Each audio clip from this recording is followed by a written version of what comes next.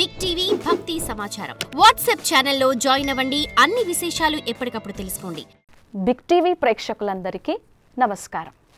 ఈరోజు మనం విపరీత పరిస్థితుల్లో కూడా, విపత్కర పరిస్థితుల్లో కూడా భయం చెందకుండా ఉండాలి అని అంటే మన మనస్సుని ఎలా శ్రేష్టంగా చేసుకోవాలి అనేది చూద్దాం.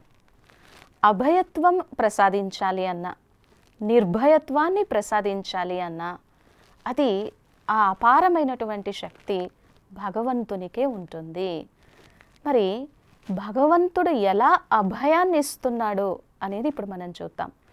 శాంతం పద్మాసనస్థం శశిధర మకుటం పంచవక్రం త్రినేత్రం శూలం వజ్రం చ ఖడ్గం పరశుమభయదం దక్షభాగే వహాంతం. అందులో మనకి స్పష్టంగా ఉంది అభయం. శాంతం పద్మాసనస్థం శశిధర మకుటం పంచవక్రం త్రినేత్రం శూలం వజ్రం చ ఖడ్గం పరశుమభయదం దక్షభాగే వహాంతం. భగవంతుడంతటి వాడు, ఆ ఈశ్వరుడంతటి వారు నేను నీకు అభయాన్ని ప్రసాదిస్తున్నాను. ఆ శాంతమూర్తిని చూస్తూ, ఆ పద్మాసనంలో కూర్చున్నటువంటి మూర్తి స్వరూపాన్ని చూస్తూ మన మనస్సుని మనం ఎంత శక్తిశాలిగా, అపారమైనటువంటి శక్తితో నింపుకుంటామో అప్పుడు అభయంతో ఉండగలం. అంటే దీన్ని ఉదాహరణతో చూద్దాం. మనకి జనరల్గా ఈరోజు ప్రపంచంలో ఉన్నటువంటి నెగిటివ్ వైబ్రేషన్స్ అనుసారము లేదా ఫియర్ అండ్ యాంగ్జైటీ అనుసారము తెలియకుండానే కొన్నిసార్లు భయం కలుగుతుంది, ఆందోళన కలుగుతుంది, ఒత్తిడి కలుగుతుంది. అప్పుడు ఆ పరిస్థితిని ఎదుర్కొని నిలబడగలిగేటువంటి శక్తి తగ్గుతుంది. మరి ఇక్కడ మనం ఎలా మన మనోస్థితిని ట్యూన్ చేసుకోవాలి? మనస్సు శక్తిశాలిగా ఉంటే అది ఏ కార్యాన్నైనా చేయగలదు. పవిత్రమైనటువంటి మనస్సుకి, శుద్ధమైనటువంటి మనస్సుకి, శక్తిశాలితో ఉన్నటువంటి మనస్సుకి ఆ శక్తి ఉంటుంది. మనస్సు కానీ బలహీనపడితే ఈ శరీరం ఎంత బలంగా, దృఢంగా ఉన్నప్పటికీ, ఆరోగ్యంగా ఉన్నప్పటికీ కూడా అది పని చెయ్యలేదు. ఇక్కడ భగవంతుడు అభయప్రదాత, ఆయన అభయాన్ని ప్రసాదిస్తున్నాడు. ఇప్పుడు మనకి ఉదాహరణ కోసం ఒక మంచి జాబ్ ఇంటర్వ్యూకి వెళ్ళేది. జనరల్గా ఇంటర్వ్యూ అనగానే ఎవరికైనా భయం వేస్తుంది కదా, మనం ఎంత ప్రిపేర్ అయినప్పటికీ కూడా భయం వేస్తుంది. అప్పుడు మనస్సులో మనం ఎలాంటి సంకల్పం చెయ్యాలి? కేవలం నమస్కారం కాదు, నమస్కారంతో పాటు మనస్సులో ఎలాంటి సంకల్పం చెయ్యాలి? ఓ అభయప్రదాత, ఓ పరంపిత పరమాత్మ, నీవు నాకు సదా తోడుగా ఉన్నావు. నీ యొక్క ఆ నిర్భయతా శక్తిని, ఆ అభయ శక్తిని నేను నా మనస్సులో, నా అణువణువున, నా కణకణాన నేను నింపుకుంటున్నాను. ఇప్పుడు నేను ఇంటర్వ్యూకి వెళ్తున్నాను. ఆ ఇంటర్వ్యూ చాలా అంటే చాలా సక్సెస్ఫుల్ అవుతుంది.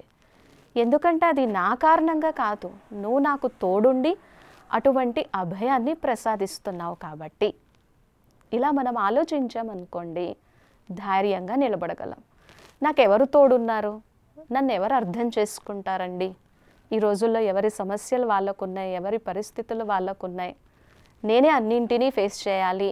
ఇప్పుడు వరకు ఇంటర్వ్యూకి ఇంత ప్రిపేర్ అయ్యాను కదా, అక్కడ ఏ క్వశ్చన్స్ ఇస్తారో లేదో, అసలు జాబ్ వస్తుందో లేదో, ఇప్పుడే ఆల్రెడీ 4 ఇంటర్వ్యూలు ఫెయిల్ అయ్యాను. ఇలా ఆలోచించామనుకోండి, ఆటోమేటిక్గానే మన మైండ్ పవర్ తగ్గిపోతుంది. ఈ విషయాన్ని మనం గుర్తుపెట్టుకోవాలి. అలాగే ఆరోగ్యపరంగా మనకు ఏదైనా కొద్దిగా ఇబ్బంది కలిగింది, హాస్పిటల్కి వెళ్ళి టెస్టులు చేయించుకోవాల్సి వచ్చింది, ఎవరు తోడలేరు. అప్పుడు కూడా భగవంతుని యొక్క స్వరూపాన్ని, ఆ ఆరోగ్య ప్రదాత యొక్క స్వరూపాన్ని, ఆ వైద్యనాథుడి యొక్క స్వరూపాన్ని మనం గుర్తు తెచ్చుకోవాలి. ఇప్పుడు నేను హాస్పిటల్కి వెళ్తున్నాను, టెస్టులు అన్నీ కూడా పాజిటివ్గా ఉండాలి. ఓకే, నేను ఎంతో ఆరోగ్యంగా తిరిగి రావాలి. ఒకవేళ ఏదైనా అనారోగ్యం ఉన్నా కానీ అది నా మనసు మీద ప్రభావితం చూపించకూడదు. నువ్వు ఉన్నావు కదా అని పరమాత్మ యొక్క శక్తిని మనం ఉపయోగించుకోవాలి. ఆర్థిక విభేదాలున్నా, ఏవైనా సమస్యలు ఉన్నా కూడా ఆ ఈశ్వరుని యొక్క శక్తిని, ఆ అభయ స్వరూపం యొక్క శక్తిని ఉపయోగించుకోమని శాస్త్రమే చెప్తుంది. అయితే దీనికోసం ఏం కావాలి? కొద్దిగా మన మనస్సు స్థిమితంగా ఉండాలి. బాగా ఫాస్ట్ ట్రాక్లో ఆలోచిస్తున్నటువంటి మనస్సుకి ఎలా సమాధానం ఇవ్వాలో తెలీదు. కొద్దిగా మనస్సుని స్థిమితం చేసుకుంటే, ప్రశాంతం చేసుకుంటే, ఒత్తిడి తగ్గించుకుంటే, దిగులు తగ్గించుకుంటే, అప్పుడు ఆ స్థిమితమైనటువంటి మనస్సు, ఆరాటం పోరాటం లేనటువంటి మనస్సు ఆ ఈశ్వరుని యొక్క స్మృతిలో ఉండగలదు. లేదు అంటే దిగులు బయలుదేరుతుంది, బాధ కలుగుతుంది. దిగులు బాధ ఎప్పుడైతే కలుగుతాయో మనోధైర్యం కోల్పోతాం. మనస్సుకి ధైర్యం లేకపోతే, బలం లేకపోతే కొలాప్స్ అయిపోతూ ఉంటారు.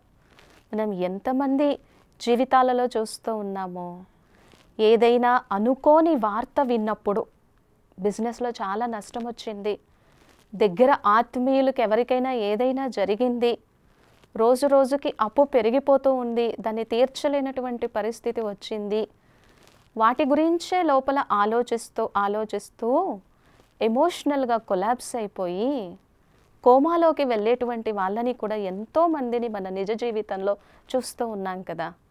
దీనికి కారణం ఏంటి అంటే మనస్సు ధైర్యం కోల్పోవడం, మనస్సుకి ఆ శక్తి లేకపోవడం, మనస్సులో ఆ శుద్ధత, ఆ పవిత్రత, నిర్మలత లేకపోవడం. అందుకనే నేను అభయాన్ని ప్రసాదిస్తున్నాను. నేను ఇక్కడ మహాశాంతి సాగరమై కూర్చున్నాను. నా నుంచి ఆ శాంతి వైబ్రేషన్స్ని, ఆ అభయాన్ని స్వీకరించండి అని పరమాత్మ మనకి ఇక్కడ తెలియజేస్తున్నారు. శాస్త్రం చెప్తుంది ఇది. మరి ఇంకా విపత్కర పరిస్థితుల నుంచి మనల్ని మనం రక్షించుకోవడానికి సైకాలజీ ఎలా చెప్తుంది అనేది చూద్దాం.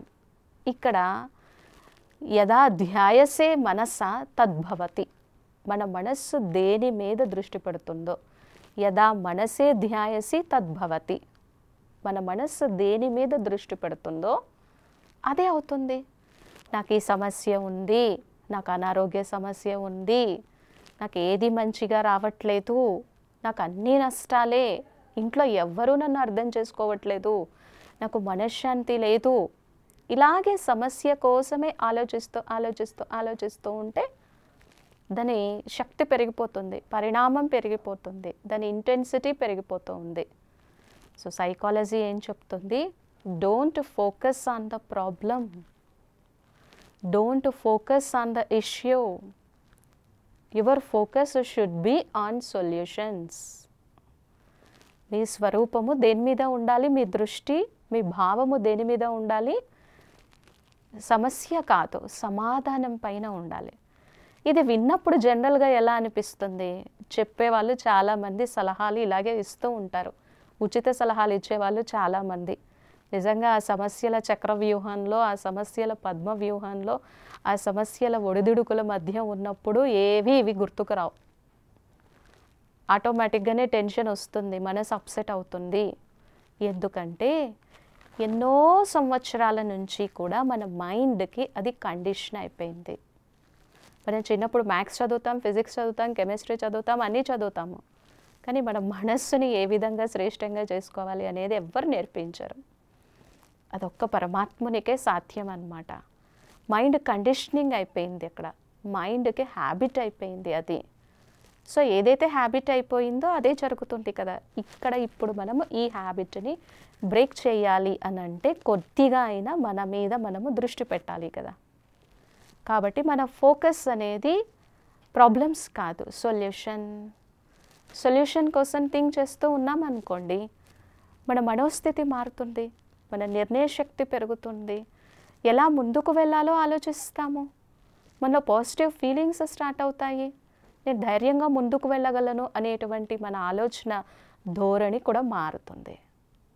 మరి ఎప్పుడైతే మన ఆలోచన ధోరణి మారిందో, భగవద్గీత ఏమంటుంది అంటే నీ మనస్సు నీకు మిత్రుడవుతుంది, నీ మనస్సు నీకు చాలా హెల్ప్ చేస్తుంది అని అంటుంది.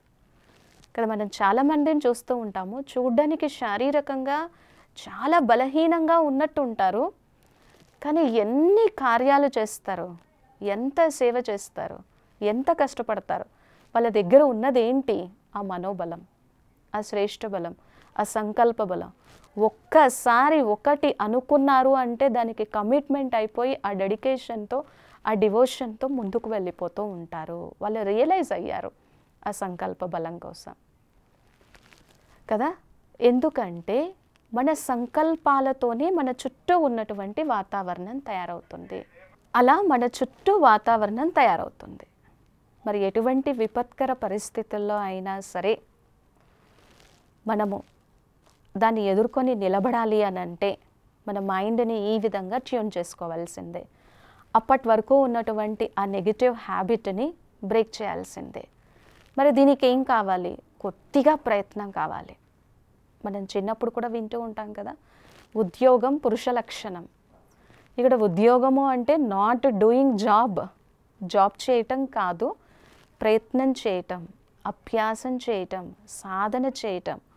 పురుష్ అంటే ఇక్కడ నాట్ జెంటిల్మెన్, పురుష్ అంటే ఇక్కడ ఆత్మ, ఈ శరీరాన్ని ధరించినటువంటి శక్తి ఆత్మ. ఉద్యోగం పురుష లక్షణము అంటే నువ్వు ఏం ప్రయత్నం చేయకుండా, నువ్వు ఏం సాధన చేయకుండా ఏది కూడా సిద్ధించదు. నువ్వు ప్రయత్నం చేస్తే, సాధన చేస్తే, ఒక్క అడుగు ముందుకు వేస్తే ఆ ఈశ్వరుడు కూడా నీకు 1000 అడుగుల సహయోగాన్ని ఇవ్వడానికి సిద్ధంగా ఉన్నారు. మనం ఒక్క అడుగైనా వెయ్యాలి కదా. అది సో ఇప్పుడు మనకున్నటువంటి ఈ హ్యాబిట్ని తొలగించుకోవాలి అంటే ఇలా. మరి ఇంకా భగవంతుడు మనకి భగవద్గీతలో ఎలా చెప్తున్నారు అని అంటే, క్లైబ్యం మాస్మగమః పార్థ నైతత్య ఉపపత్యతే క్షుద్రం హృదయ దౌర్బల్యం త్వక్తోతిష్ట పరంతప. భగవంతుడు చెప్తున్నారనమాట, నాకు ఆ సమస్య ఉంది, ఈ సమస్య ఉంది, ఇంతమంది బంధువుల మీద ఉన్నటువంటి వ్యామోహాన్ని తొలగించుకొని నేను ఎలా నష్టమోహగా అవ్వాలి? హే గీతాచార్య భగవంతుడా అని అర్జునుడి యొక్క మనస్సులో ఉన్నటువంటి కన్ఫ్యూజన్ అనండి, ఆ సందిగ్ధ అవస్థ అనండి, ఆ పరిస్థితులు వచ్చినప్పుడు చలించిపోయేటువంటి మనోస్థితి అనండి, వాటిని తొలగించడానికి పరమాత్మ చెప్తున్నారు, క్షుద్రం హృదయ దౌర్బల్యం త్వక్తోతిష్ట పరంతప. నీలో ఉన్నటువంటి ఆ బలహీనతని, ఆ హృదయ దుర్బలత్వాన్ని, వాటిని తొలగించి నీ శక్తి ఏంటో గమనించి లేచి నిలబడు. ఉత్తిష్ట జాగ్రత్త ప్రాప్యవరాన్ని పోతా. లేచి నిలబడి కర్తవ్యం మీద దృష్టి పెట్టు. మరి భగవంతుడు చెప్తున్నారు అంటే అది లోకానికి వేదం కదా. భగవంతుడు చెప్తున్నారు అంటే అది లోకానికి ఉపనిషత్తు. పరమ పవిత్రతా సాగరులు గీతాచార్యులు చెప్తున్నారు అంటే దానిలో ఎంత పవర్ ఉంది. దాన్ని నేను నా జీవితంలో అన్వయించుకుంటే తప్పకుండా మంచి ఫలితాలు ఉంటాయి. అర్జునుడు అన్వయించుకున్నాడు, చక్కటి ఫలితాలను పొందాడు. ఎందుకంటే వేదాంతము విని వదిలేసేది కాదు. ఒక్క చిన్న ఫార్ములా అయినా, ఒక్క చిన్న అక్షరమైనా సరే దాన్ని మన నిజ జీవితంలో ఆచరించినప్పుడు ఫలితాలను అందుకోగలం. ఆ జ్ఞానాన్ని మనం అర్థం చేసుకోలేకపోతే, దాన్ని జీర్ణించుకోలేకపోతే అది మెట్ట వేదాంతం అవుతుందే కానీ మనకు అవసరమైనప్పుడు ఏ విధంగానూ ఉపయోగపడదు. ఎవరు చేస్తారో వాళ్ళే పొందుతారు, ఆ ఈశ్వరుని యొక్క అనుగ్రహానికి అర్హులవుతారు. సో ఇలాంటి విషయాలన్నీ మన మనస్సులో మనం ఒక్కసారి జ్ఞాపకం చేసుకున్నప్పుడు ఆ మనోదుర్బలత్వాన్ని, ఆ బలహీనతని, ఆ నెగిటివ్ యాటిట్యూడ్ని, ఆ నెగిటివ్ థింకింగ్ ప్యాటర్న్ని నేను చెయ్యలేను, నేను ముందుకు వెళ్ళలేను, నా మనసు ఇంత బలహీనంగా ఉంది, రేపొద్దున్న నేను ఏదైనా ప్రోగ్రాం కోసం ఇంకెక్కడికైనా వెళ్ళాలి అన్నా నేను వెళ్ళలేను, ఇటువంటి బలహీన ఆలోచనలని మనం తగ్గించుకొని కంట్రోల్ చేసుకొని ముందుకు వెళ్ళగలము. మన మనోధైర్యాన్ని పెంచుకోగలము కదా. సో కాబట్టి దీనికోసం ఏం ప్రాక్టీస్ చేయాలి? అభయప్రదాత, నిర్భయత సాగర్, పరమాత్మ యొక్క వైబ్రేషన్స్ ఉన్నాయి, ఆయన యొక్క శక్తి ఉంది. ఆ శక్తితో నేను ఏ పరిస్థితిలో కూడా చలించకుండా, డిస్టర్బ్ అవ్వకుండా ముందుకు వెళ్ళగలను. ఇది సాధన చేయటం వలన, అభ్యాసం చేయటం వలన మంచి ఫలితాలను మనం పొందొచ్చు. లేకపోతే ఈ భయము, ఈ ఆందోళన, స్ట్రెస్, టెన్షన్, యాంగ్జైటీ, డిప్రెషన్కి కారణమయ్యి ఎన్నో రకాల అనారోగ్యాలను తీసుకొచ్చి నేను ఎప్పటికీ సంతోషంగా ఉండలేను, నా జీవితం ఇంతే అని ఒక కన్క్లూజన్కి వచ్చేస్తాము కదా.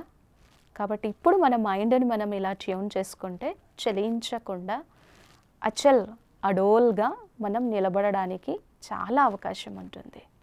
ఓం శాంతి. For more videos like this, subscribe Big TV channel.